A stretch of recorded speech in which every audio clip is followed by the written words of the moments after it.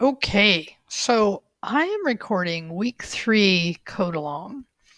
So let's come in here and just take a look at my written instruction. So this should be a pattern, hopefully you're getting used to, is that in your private repo, create a new folder in the existing Udemy folder, and then name it S3. And it code along with the videos in this section, okay? And by the way, and I think I said this before, but you can add your code, git add. You can commit your code, but you don't have to push your code until you're done with all the work. So and this just might be a step saver for you. Okay, so there's going to be code in video 8, 9, and 10. So if I come over here and look at it, right? So video 8, 9, and 10, I'm going to add one additional requirement because I was doing some thinking about this part, the first. And by the way, this concept of knowing how to write functions, how to pass information, right? So having arguments that become parameters, and also using third party or built in Python code, right? So either the standard library or a third party library. And so it prompted me to start thinking about a topic called virtualization.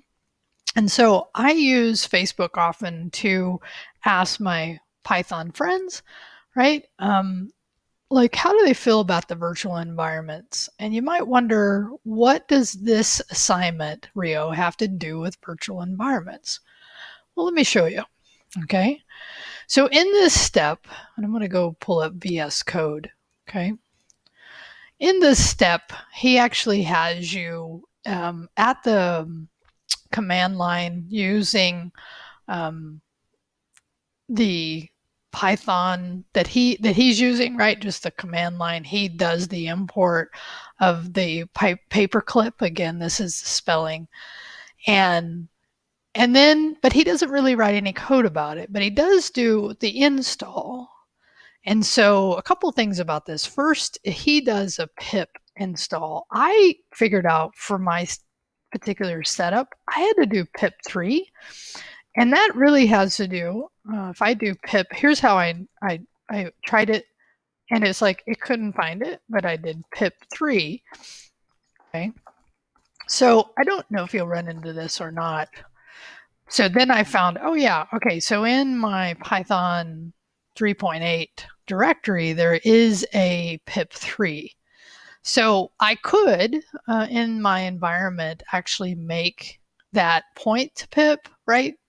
But I just want you to know in case you run into that. So when I did pip, right, 3 install, and then that, right. The thing is about that is it's installing on my local system. And as you grow in the amount of third party libraries that you're going to be using, there may come a time, and we see this a lot with Node. So Node.js, there's things that we do. Matter of fact, if you remember in the get ignore conversation that I did for all of my CIT classes, that node modules, we exclude that because we only build that for our local system based on what we've installed.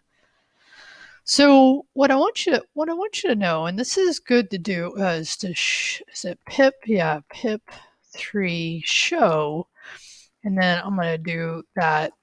So what it's doing here, I did pip 3 show the name of the library I installed to see where it installed it. So there's a directory, site packages, where it's placing it. And this is fine as long as this is the only, by the way, look who the author is on that one, right? So it's Al Swaggart himself. So in this case, works fine. But there's a very common thing that you do where you may want to use different libraries for different projects, and that would become impossible with the way that we're doing these. So what I'm going to be doing, and this is heading into this discussion back to Facebook, is I ask my friends, like, because there are different ways in Python to do virtual environments. And I'm going to consider this. I think in section 5, we hit up against this again. And I got some pretty good advice. I got some people who didn't know what I was talking about because they were like, Python, Monty Python, right? And actually, this is a friend from mine. I think he works at Google. And he was talking about we'll just use code labs. And I don't do that right now. There's reasons, actually, I don't do it. But okay, so coming back to this, so I just want you to know that we may do a change to our environment going forward.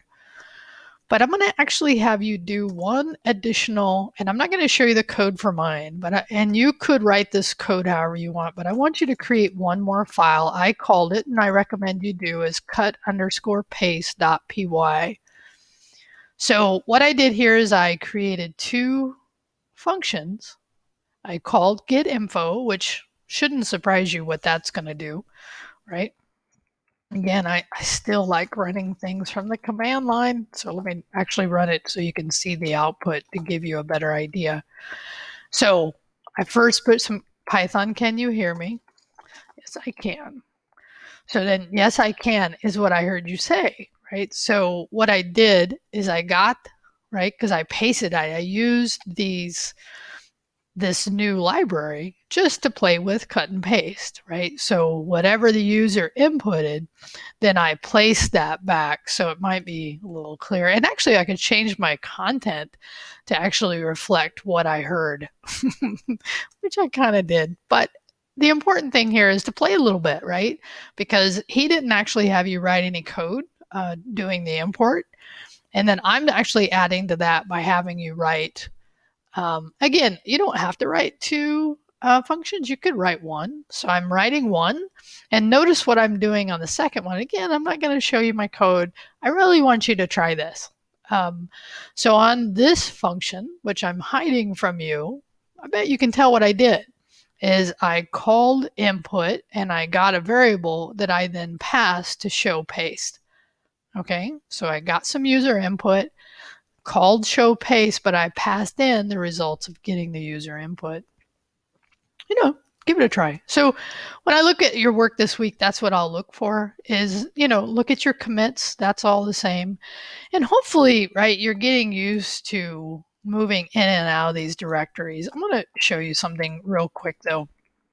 One thing is that, like right here, I'm in, if I want to do pwd, right? I can see I'm in my private directory. And what if I wanted to quickly move over to my public one? There's actually a way I could do this. So it's going to back up 2 directories. Let's see, I think this is right. If I don't remember, okay, right? So it actually backs me out 2 directories deep. So I could at this point back 1 more up, and then I could go, and then it would move me into my private repo, right? So cd change directory ... moves you 1 back / says move me the next one. So I'm moving 2 directories in, and I think there's another command there you could do. But remember, especially, and this is something I'm going to be chatting about. So anyway, I'm saying that more from when you're navigating the command line. And I've been showing you the workflow, and I recommend doing the git add, right? This either star the file name, git commit, right? Here, message, right? But you know what?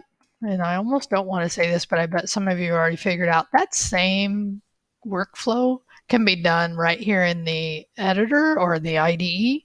I just recommend don't use this until you really get used to that interface. Okay? All right, so now it's time for me, now that I've got this done, and I will look for your commits and that additional file.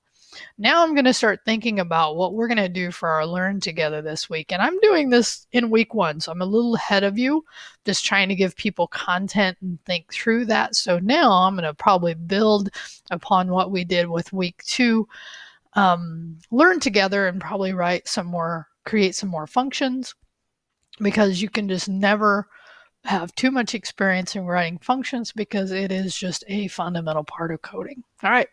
Hope this helps you. Talk to you later. Bye.